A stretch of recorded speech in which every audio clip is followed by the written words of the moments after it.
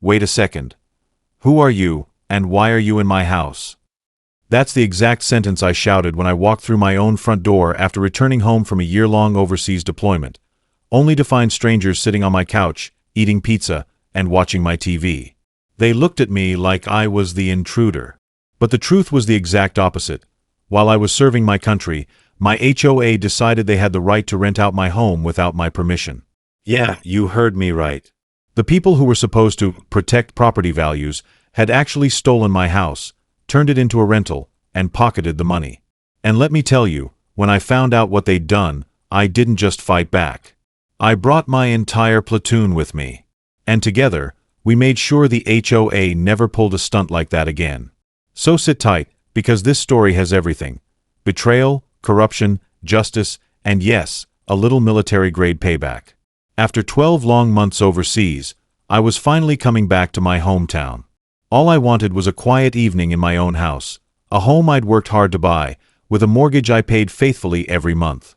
But when I pulled into the driveway, I noticed something was off. The flower beds had been changed. There were new curtains in the windows. And strangest of all, a strange minivan was parked where my truck usually sat. At first, I thought maybe my family had surprised me by fixing the place up. But when I unlocked the door and stepped inside, I nearly dropped my duffel bag. A family I had never seen before was living in my house. Toys on the floor, groceries in the fridge, even family photos on the walls, covering up mine. I thought it was a mistake. Maybe they had the wrong address. But when I confronted them, they pulled out a lease agreement, signed by none other than the HOA president, Karen. The next morning, I stormed into the HOA office. Karen sat there smugly, tapping her pen on a clipboard like she'd been waiting for me. Karen: "Oh, you're back. Well, you left the property unattended. We couldn't just let it sit empty. So, the HOA voted to rent it out in the meantime." Me. You. What? This is my house. You had no right. Karen shrugged like it was no big deal. Karen: "You should be thanking us.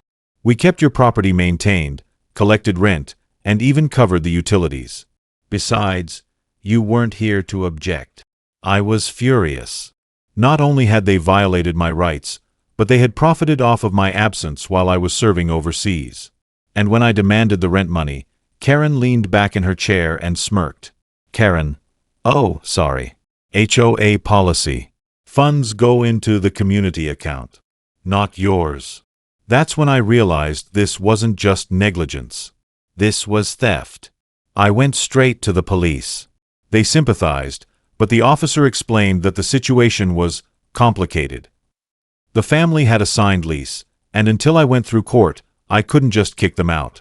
Meanwhile, the HOA kept stonewalling me.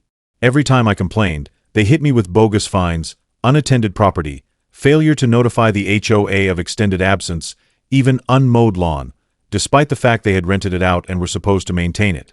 It felt like I was trapped in some nightmare where the bad guys were writing the rules. But they forgot one thing. I wasn't alone. One phone call later, my brothers-in-arms showed up. The same platoon I had served with overseas, men who had my back through firefights, ambushes, and sleepless nights, were now standing in my driveway, ready to help. When I told them what happened, they were just as outraged as I was. One of them said, "So they stole your house while you were fighting for their freedom?" Not on our watch. We made a plan. Nothing violent, nothing reckless, but a precise, tactical operation to take back what was mine. Step 1. Documentation. My platoon helped me gather every deed, mortgage record, and piece of proof that I was the rightful owner. Step 2. Exposure. We set up cameras, took photos of the lease Karen had signed, and even tracked the HOA's shady financial records. Step 3. Action. The following weekend, we rolled up in formation, 5 trucks deep. While I confronted the family inside and explained the truth, my platoon spoke to neighbors, shared evidence, and even live-streamed the situation online. Within hours, the story went viral. Soldier returns from deployment to find HOA rented out his home. Public support flooded in. Reporters showed up. And suddenly, The HOA wasn't looking so confident anymore.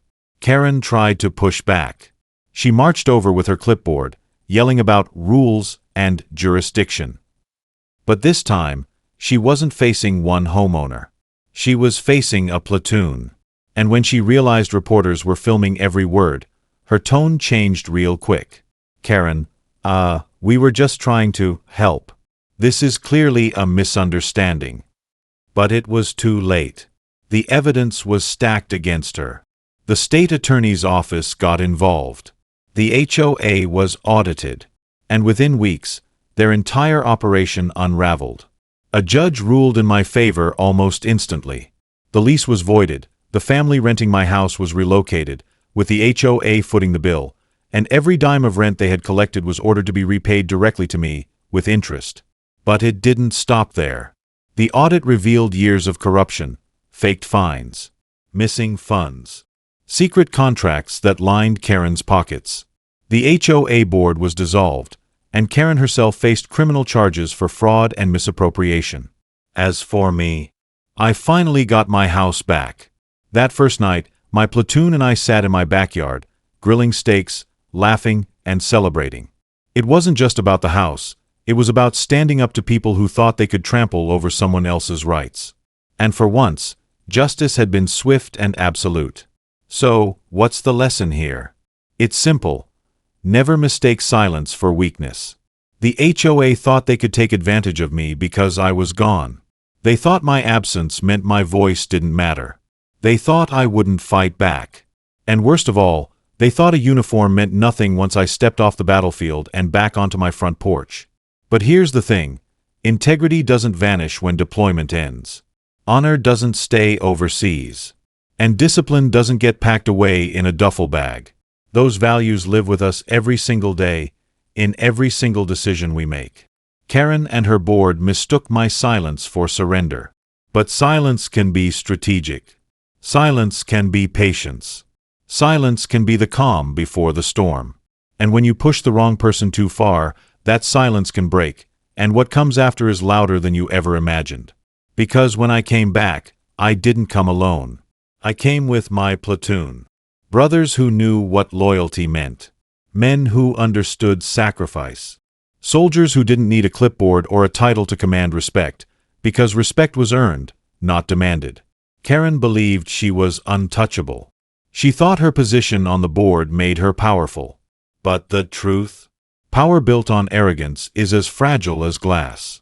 All it takes is one hit of truth, one strike of justice, to shatter it completely. And that's exactly what happened. Her arrogance destroyed her, her HOA, and her reputation. And in the end, she learned the hard way that authority without integrity is nothing but an illusion. Because respect, it's not about titles, fines, or fake authority.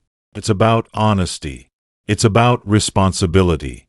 It's about doing the right thing, even when no one's watching, even when nobody else stands beside you. And when people in power forget that. When they abuse the trust they've been given and weaponize authority for their own gain. Eventually, they will answer to someone stronger, someone who still remembers what real respect looks like. In Karen's case, that someone just happened to wear combat boots. And that day, she finally learned what true power really looks like.